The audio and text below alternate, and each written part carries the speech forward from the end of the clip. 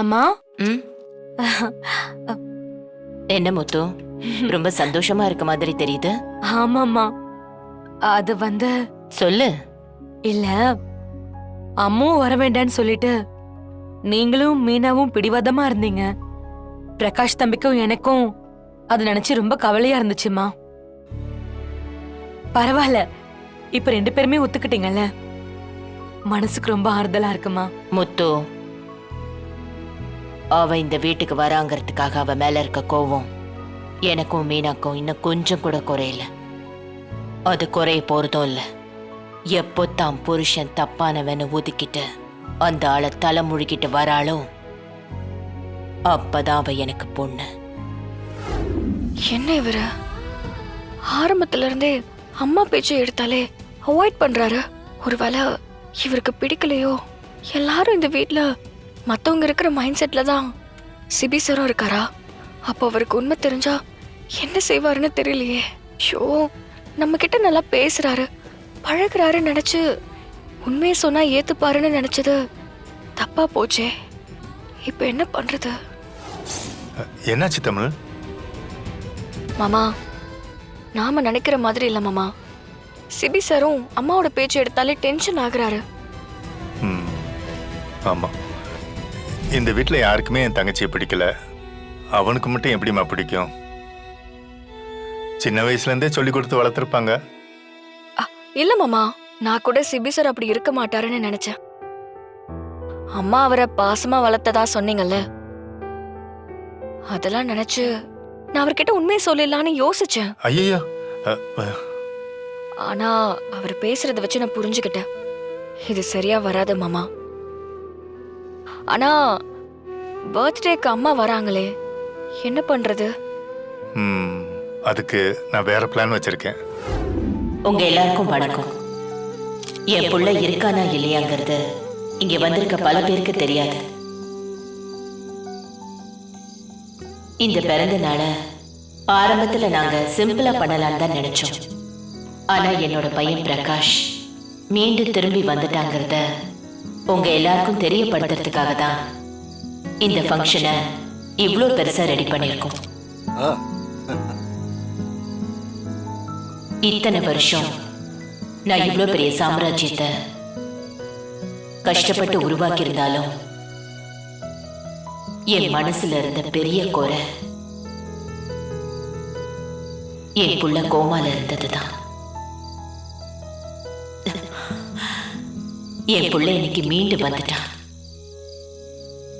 அதுக்கு என் மருமகளோட வேண்டுதலும் தமிழோட அக்கறையும் தான் காரணம். இந்த நேரத்தில் அவங்க 2 பேருக்கும் நான் நன்றியை சொல்லிக்கிறேன்.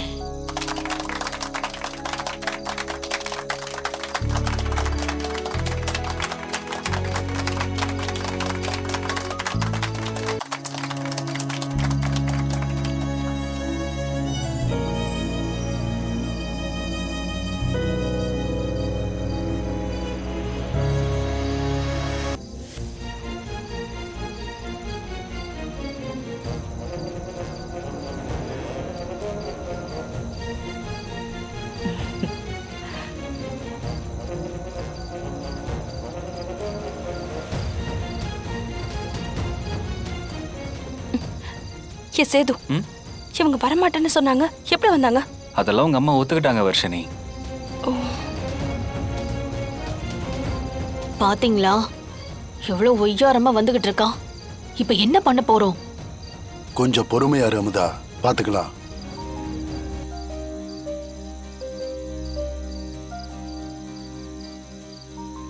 அம்மா, அண்ணா வாமா. உன் வீட்டுக்குள்ள வர்றதுக்கு ஏன் இவ்வளவு தயக்கம்? உள்ள வாமா. இல்லண்ணே, பரவாயில்ல, நான் இப்படி ஓரமாவே நிக்கிறேன்னு. நீ ஓரமா நிக்கிறதுக்காக நான் உன்னை இவ்வளவு போராடி வீட்டுக்கு வர வச்சேன்.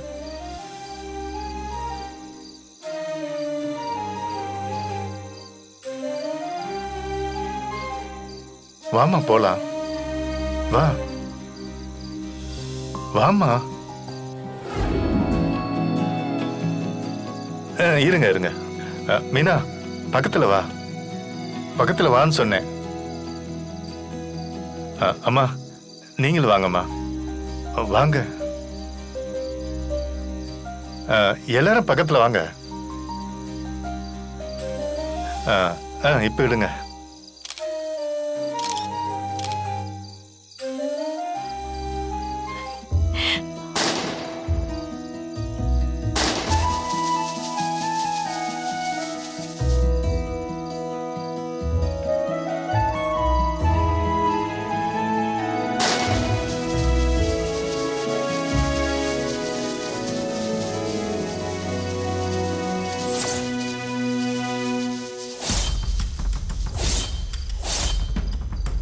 அப்பா. சிபி,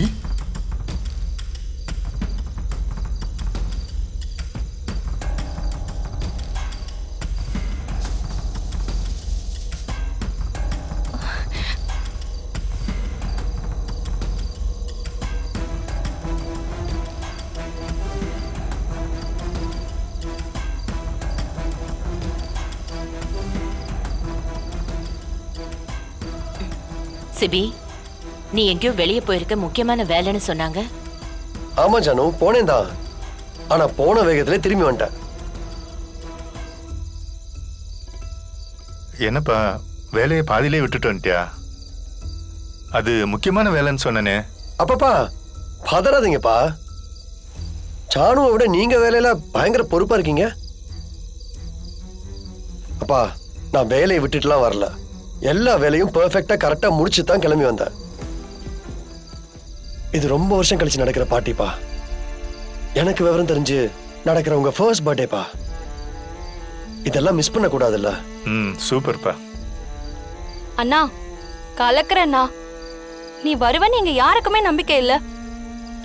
வந்த எல்லாருமே உன்னதான் கேட்டாங்க. அப்படியா? அண்ணா, நீ வந்தது மட்டும்தான் சர்ப்ரைஸா இல்ல அப்பாக்கு வேற ஏதாச்சும் சர்ப்ரைஸ் வச்சிருக்கியா? அப்பாக்கு ஒரு ஸ்பெஷல் சர்ப்ரைஸ் இருக்கு.